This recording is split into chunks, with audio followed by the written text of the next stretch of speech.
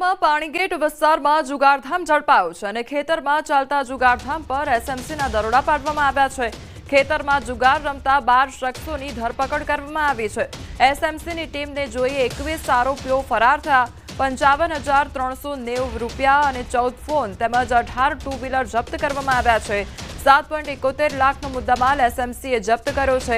પાણીગેટના PI સામે ખાતાકીય તપાસના આદેશ આપવામાં આવ્યા છે।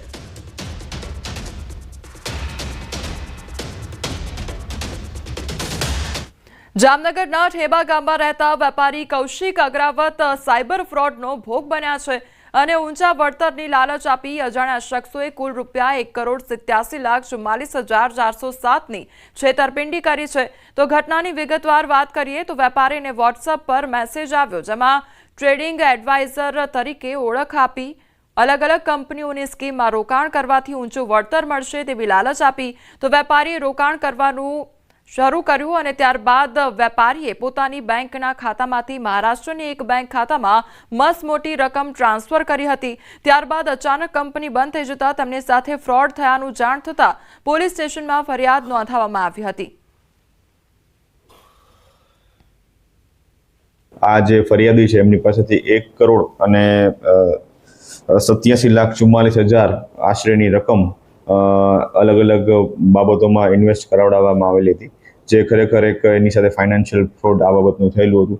जे अंगे साइबर क्राइम पोलीस स्टेशन द्वारा आ बाबतनी गंभीरताने जोता साइबर क्राइम पोलीस स्टेशनमां कुल भारतीय न्याय संहितानी कलम 316(5), 336(3), 318(4), 61(2) તેમજ आईटी एक्टनी कलम 66C અને 66D मुजबनो गुनो नोंधवामां आवेलो छे। સાસણગીર જંગલ સફારીની ટિકિટનું બલ્કમાં બુકિંગ કરી ઊંચા ભાવે ઓનલાઈન વેચાણ કરવાનું કૌભાંડ સામે આવ્યું છે। ગાંધીનગર સાયબર ક્રાઇમે અનધિકૃત બુકિંગ કરનારા 3 શખ્સની ધરપકડ કરી છે। આરોપીને ગીર લાયન સફારીની ટિકિટ વેચવા નકલી વેબસાઇટ બનાવી હતી અને જેના પર 3 ગણાથી 8 ગણા ભાવે ટિકિટનું વેચાણ કરતા હતા। પોલીસ તપાસમાં 12,800 જેટલા બુકિંગ અનધિકૃત રીતે થયા હોવાનું સામે આવ્યું। ઈ પરમિટના આધારે બોગસ અને બલ્ક બુકિંગ કરતા અને ટિકિટોની કૃત્રિમ અછત ઊભી કરતા હતા। પોલીસે એબી ટૂર્સ એન્ડ ટ્રાવેલ્સ અને નાસ ટ્રાવેલ્સના માલિક સહિત 3ની ધરપકડ કરી છે। તો સરકારી ટુરિઝમ વેબસાઇટ પરથી જ બુકિંગ કરવા અપીલ કરવામાં આવી છે। કૃત્રિમ અછત ઊભી થાય તે માટે ભેળસેળતા નામવાળી નવી વેબસાઇટ ઊભી કરવામાં આવી છે। તેના પરથી લોકોને લુભાવીને ટિકિટ બુક કરવામાં આવી રહી છે।